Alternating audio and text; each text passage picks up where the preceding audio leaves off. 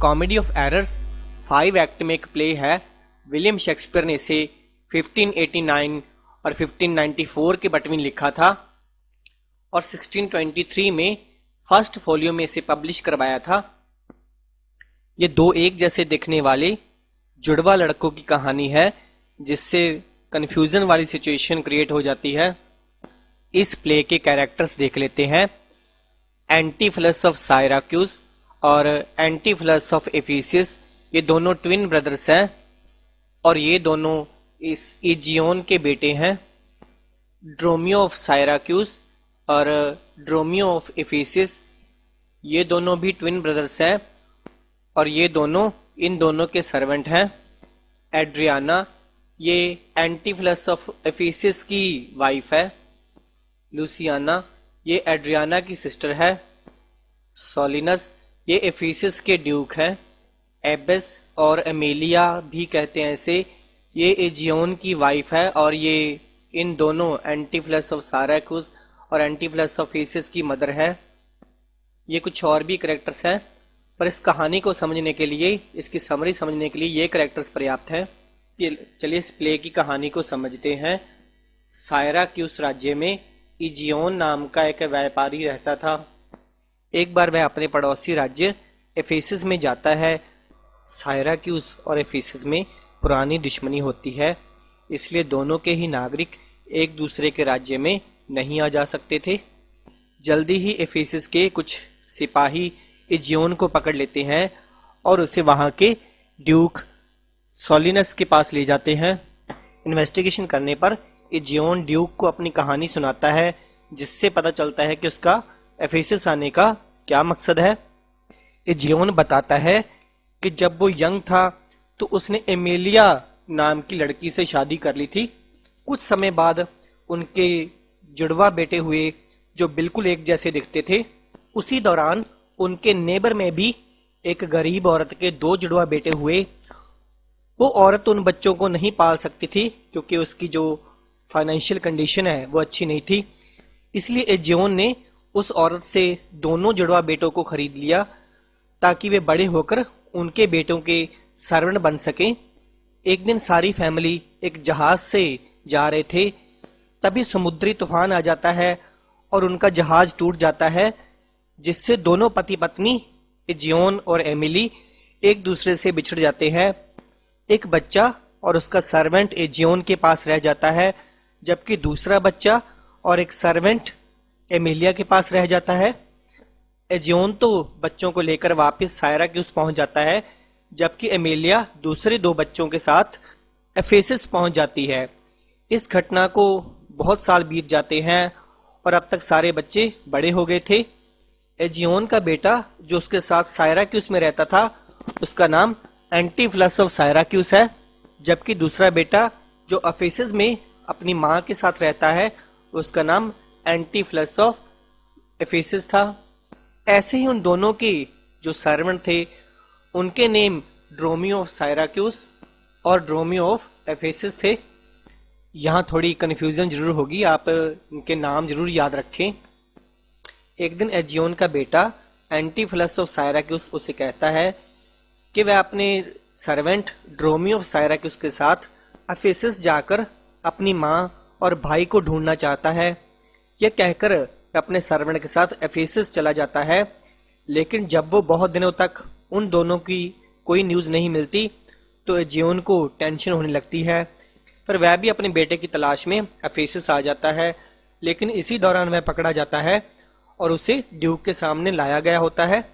उधर एजियोन का बेटा एंटीफिलस ऑफ साइराक्यूस अपने सर्वेंट ड्रोमियो ऑफ साइराक्यूस के साथ एक इन में रुका हुआ था। तभी ड्रोमियो ऑफ एफिसियस जो कि ड्रोमियो ऑफ साइराक्यूस का भाई है वहां आता है और एंटीफिलस ऑफ साइराक्यूस को ही अपना मालिक समझ लेता है। वह उससे कहता है कि उसकी पत्नी एड्रियाना उसे डिनर के लिए जल्दी घर आने के लिए कह रही है। इससे एंटीफिलस ऑफ साइराक्यूस को लगता है कि उसका सर्वेंट उसके साथ मजाक कर रहा है क्योंकि उसकी तो शादी ही नहीं हुई है।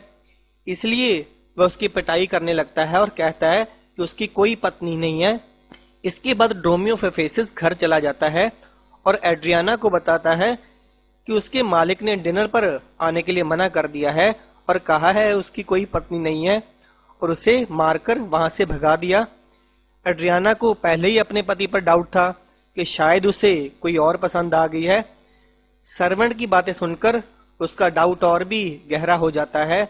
उसे लगता है कि उसका पति किसी दूसरी औरत से मिलने गया होगा। फिर एड्रियाना सर्वेंट से पूछती है कि उसका पति कहाँ है। फिर वह वहीं चली जाती है और एंटीफिलस ऑफ सायराक्यूस से मिलती है। उसे अपना पति समझकर वह उसे जबरदस्ती खींचकर अपने घर ले जाती है। साथ ही वह उससे रिक्वेस्ट करती है कि वह उसे छोड़कर ना जाए और वह कभी उससे झगड़ा नहीं करेगी। यह सब सुनकर एंटीफिलस ऑफ सायराक्यूस और उसका सर्वेंट कंफ्यूज हो जाते हैं कि यह क्या हो रहा है, लेकिन फिर से डिस्कस करते हैं कि एफेसस के लोग जादू टोना जानते हैं और ये कोई माया जाल है। फिर वे जादू टोने के डर से एड्रियाना के साथ उसके घर चले जाते हैं। वहां एंटीफिलस ऑफ सायराक्यूस तो डिनर करने के लिए अंदर चला जाता है, लेकिन ड्रोमियो सायराक्यूस को घर के बाहर ही खड़ा कर दिया जाता है।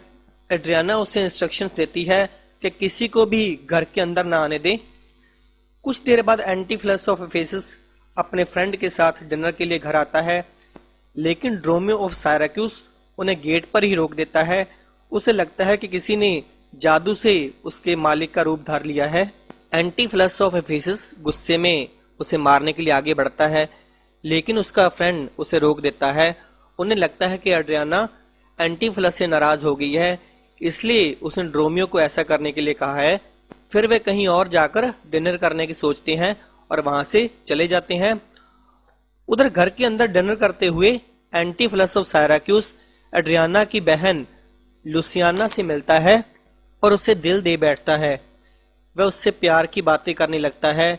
लुसियाना भी उसकी बातों से उसकी तरफ आकर्षित हो जाती है, इम्प्रेस हो जाती है, लेकिन जल्दी ही लुसियाना को यह एहसास होता है कि यह गलत है।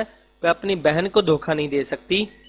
कुछ देर बाद नेल नाम की एक सर्वेंट, जो एक्चुअल में ड्रोमियो ऑफ एफेसस की वाइफ थी, बाहर गेट पर आती है और वहां खड़े ड्रोमियो ऑफ सायराक्यूस को अपना पति समझकर डिनर के लिए ले जाती है। बाद में वह अपने मालिक एंटीफिलस ऑफ सायराक्यूस को मजाक करते हुए बताता है कि उसे अभी अभी पता चला है कि उसकी भी एक पत्नी है जो ग्लोब की तरह गोल है और वह उसकी बॉडी पर दुनिया के देश भी ढूंढ सकता है।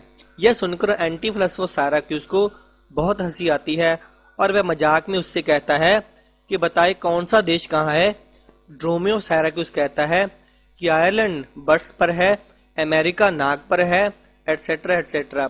इससे दोनों हंस हंस कर लोटपोट हो जाते हैं।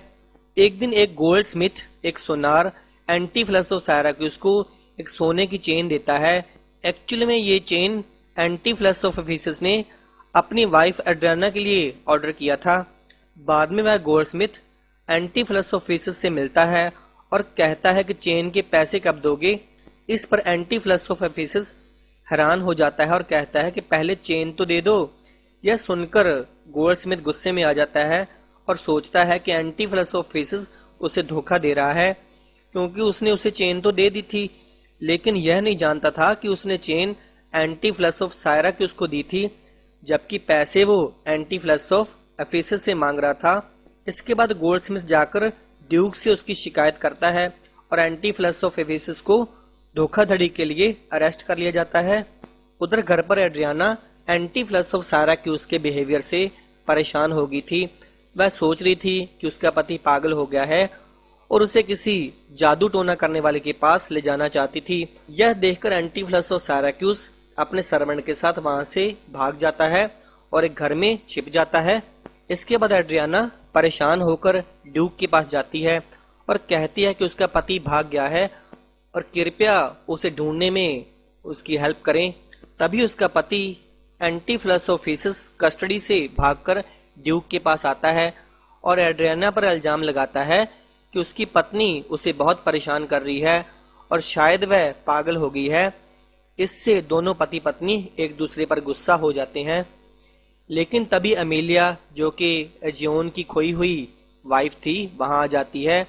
उसके साथ उसका दूसरा बेटा एंटीफिलस ऑफ सायराक्यूस भी था, जिसे वहां मिल गया था। फिर वह सबको एक्चुअल स्टोरी बताती है कि एक्चुअल में एंटीफलस ऑफ साइराक्यूज और एंटीफलस ऑफ एफिसस उसके जुड़वा बेटे थे और इसलिए सबको कन्फ्यूजन हो रही थी। यह सब जानकर सब कुछ क्लियर हो जाता है। इसके बाद दोनों एंटीफलस भाई एक दूसरे के गले मिलते हैं। उनके माँ बाप एमेलिया और एजियोन भी वर्षों बाद एक दूसरे को देखकर बहुत खुश होते हैं। फिर एंटीफलस ऑफ फेसिस अपनी वाइफ एड्रियाना के पास जाता है और एंटीफलस ऑफ साइराक्यूज एड्रियाना की सिस्टर लुसियाना से रोमांटिक बातें करने लगता है। दोनों ड्रोमियो भाई भी खुशी से एक दूसरे को गले लगा लेते हैं और इसी तरह इस कहानी की हैप्पी एंडिंग हो जाती है।